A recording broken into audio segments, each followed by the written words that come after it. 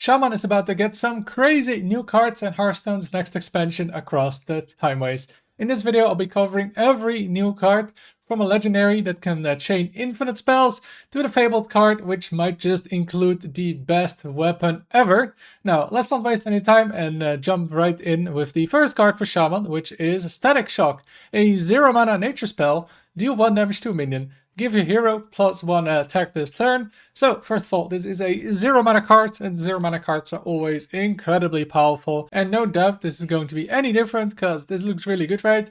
You get a nature spell, which we'll get to later, some more cards, but nature spells get a bit of an upgrade this expansion. And then, yeah, deal 1 damage to a minion, so that's nice to ping, because Shaman can be kind of lacking those pings, right? Just to finish off a minion. And then you also get +1 attack, which again, just can ping another minion, right? Like on turn 1, you can like kill 2 1/1 for this and develop a 1-drop, or you can buff the weapon we'll get to later, and that can be pretty amazing. Just a good card overall, though I don't think it's going to be in every deck, right? Because it is very, very low value, and if this doesn't have any synergy with your deck, it's not going to make a huge impact, but still, I think it's a really good card, and we're giving it 4 stars. Then the next card we have is the Lightning Rod, a 1 mana nature spell again. Deal 2 damage to a friendly minion to deal 4 damage to a random enemy minion. So, first of all, you need your own minion for this card, right?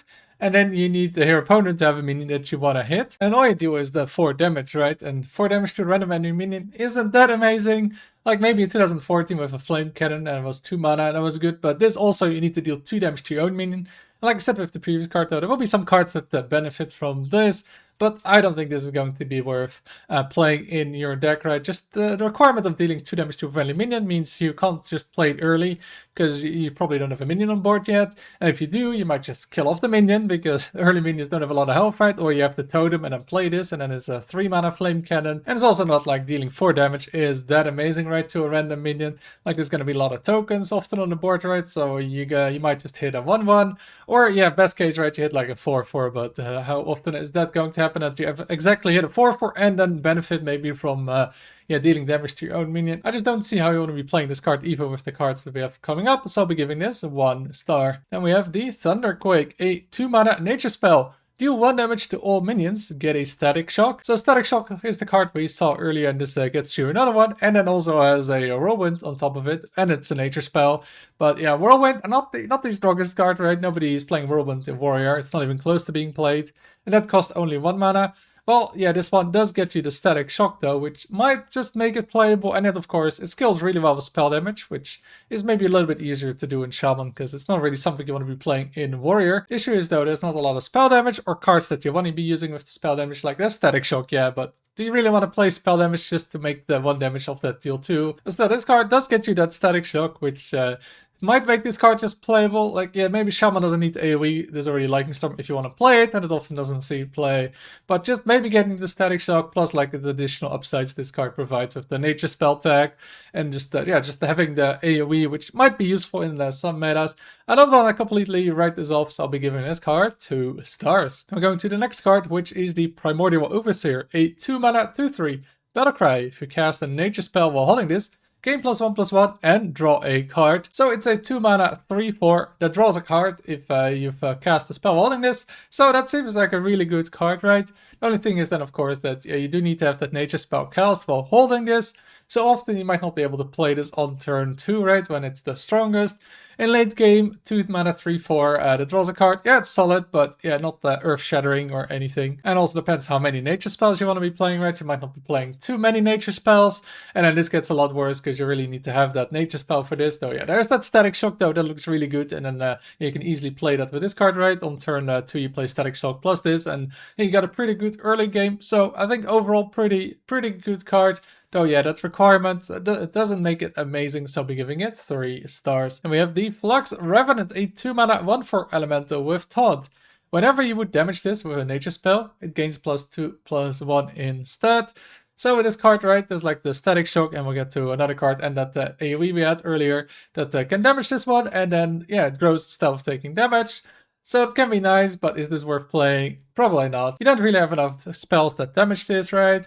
Like, yeah, there's the Static Shock that you could throw on this, and then you get a 3/5 for 2 mana with Taunt, which, hey, is not bad, right? But The thing is that if that doesn't happen, right, or you have played those spells already on other cards, you top deck this, you have no nature spells, this card is just terrible. And it feels like just a card that requires too many other cards to really work, and then the payoff is just a bit bigger minion than usual. And I think that's just too much to make this card playable. So yeah, I'll just be giving it 1 star. Just takes too much for this card to do anything. And we have the Nascent Bolt, a 3 mana, again, nature spell.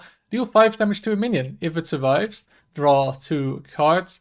So there's another nature spell that deals damage to a minion. And then if it survives, draw 2 cards. So again, you could throw this on that 2-drop, right? And then you draw 2 cards while buffing it. But is that really worth it? A 5 mana, like 3/5 taunt that draws 2?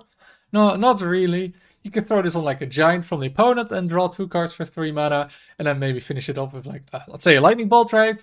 Is that really worth it? Also doesn't really feel worth it, right? It feels like there's just better cards right now for Shaman to play, right? You have the Flight of the Firehawk, which tutors 2 cards and then buffs them and doesn't require any specific setup, right? You can just play it while this card. Then to draw, there needs to be a minion that doesn't die. You usually don't want to throw it on your own minion unless it has like a specific benefit from it, which not most cards just don't have, right? And then all it is just an Arcane Intellect if it lives. And most of the time, I think also the opponent isn't going to play minions more than 5 health. So it's really hard to actually draw 2 cards for this. And then dealing 5 damage to a minion is not terrible, but you just have Hex for that, right? Like, you would just rather have Hex to deal with a minion than play this card. I think it's just too unlikely, even with the nature tech, that you want to be playing this card. Just often it's not going to draw 2 cards. The 5 damage is just too weak. And I don't think the potential upside of the dealing 5 damage plus then drawing 2 cards is going to happen too often. So I don't think it's going to be worth playing, and I'll be giving it 1 star. Then we have the first legendary, which is Farseer Woe. A 4 mana 2/6 with elusive. After you cast a spell, discover a nature spell from the past.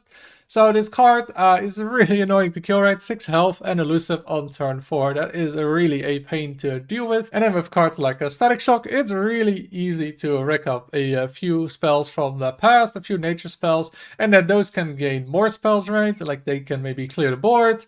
And then this gains even more spells after that. Just infinite value with this card and a real pain again to deal with for the opponent. However, the problem is, again, you get a nature spell from the past, and yeah, past cards, they're not quite as good as current Hearthstone cards are. So you're getting some mediocre cards on average, right, that you don't necessarily want, or too situational. There's some really bad nature spells you could get as option. And then trying to set this card up with a bunch of nature spells and then maybe get some mediocre cards, it's not exactly amazing, but this card can chain those spells, right? It is Discover, so 1 or 2 bad options means there's still maybe 1 good option remaining, right?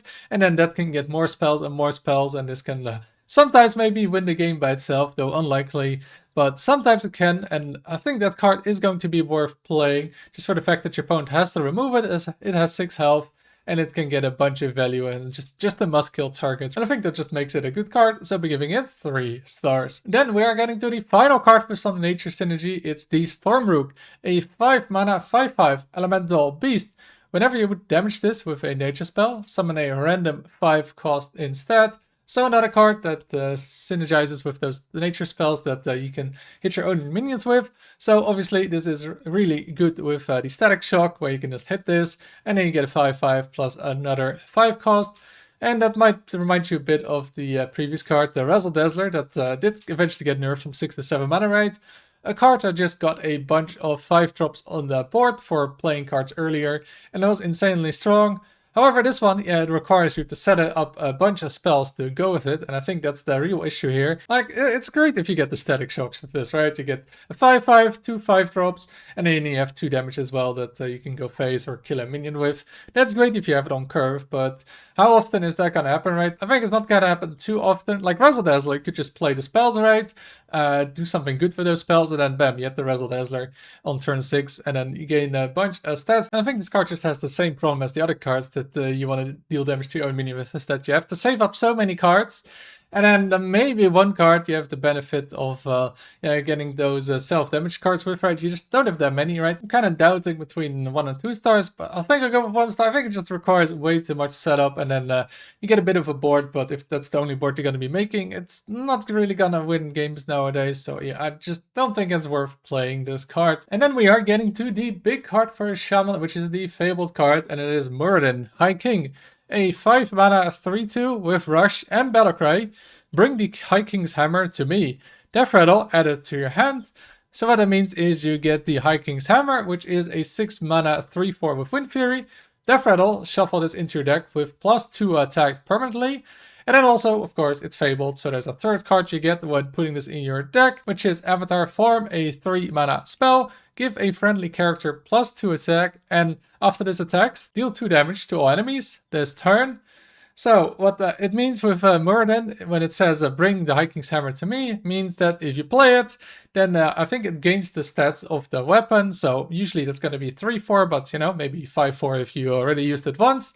And then Muradin gets those stats. So most of the time, Muradin is going to be a 5 mana 6/6 with Rush, which then gets you this weapon. And yeah, that seems seems pretty strong, right, for a 5 mana card, especially because that weapon is the High King's Hammer, which looks pretty similar to the weapon we've had before, which was the Horn of the Windlord, which was an incredibly strong card. Though yeah, that could obviously kill like huge minions, which was a lot of the power of this card.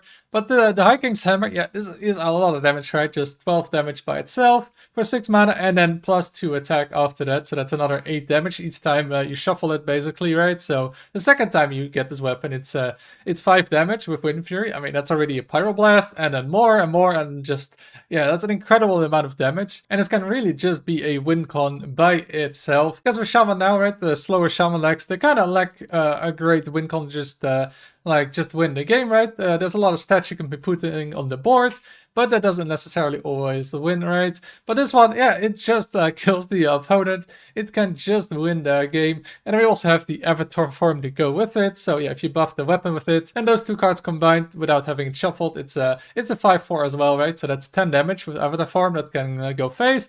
And then you deal 2 damage twice to all enemies, so that's like a big board clear. So just those two cards combined is 14 face damage and 4 damage to the AoE. And that is just super strong, right? Just a board clear while going face. And these cards can just win games by itself, especially the slower matchups where maybe you're facing, like a deck with a lot of armor gain. Well, this one, I can keep chipping away at it, right? Like you get 6 damage a turn, then 10 damage, then 14 damage. And yeah, that adds up pretty fast, that damage in the late game. Now, the one downside to this card, of course, is that the weapon by itself, if you play it, it is kind of slow, right? It doesn't really help you win on board with the weapon. It really is just mostly face damage. Like, yeah, you can kill 2 3/3s on the board, but for 6 mana, that is not amazing. But that's not the purpose of this card, right? Like, it's a win con, like kill Jaden, it's a 7 mana 7/7. Yeah, you don't want to play it, but it does eventually win the game. And this eventually also wins the game, although this can win the game a lot sooner than kill Jaden. And yeah, I think that makes this card really strong. Also, yeah, Muradin by itself, just 5 mana 6/6 rush. It's not a bad card, especially when it draws the High King's Hammer. That's a pretty good card by itself. And then Avatar form, I mean, it's often maybe like a Consecrate, right? So they're all just good cards by themselves and just amazing card as a win condition, I think. I think this will win a lot of games, and I'll be giving this card 5 stars. And then the final card for Shaman is the Instant Multiverse, a 6 mana spell with Rewind. Summon 12 minions worth of random minions. Overload 3. So this is one of those cards that just generates a board by itself. And for 6 mana, you get 12 mana worth of minions. So you can get 4 3-drops, you can get a 10-drop and a 2-drop. It's pretty varying, but generally these kind of cards just don't see play, right? We already have 6 mana, gain 4 3-drops, and yeah, it just doesn't see any play. And then also there's that overload for 3, which is pretty painful. Like, you get the board, it gets cleared, and next turn you only have 4 mana.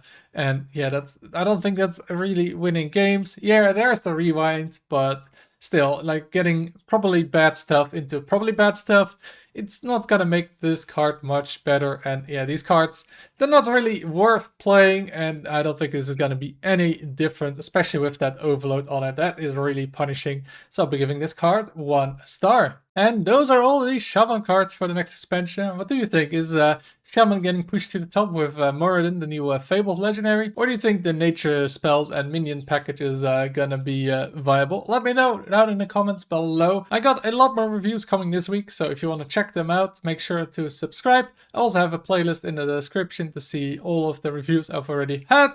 If you enjoyed the video, make sure to like it. Thank you for watching, and until next time.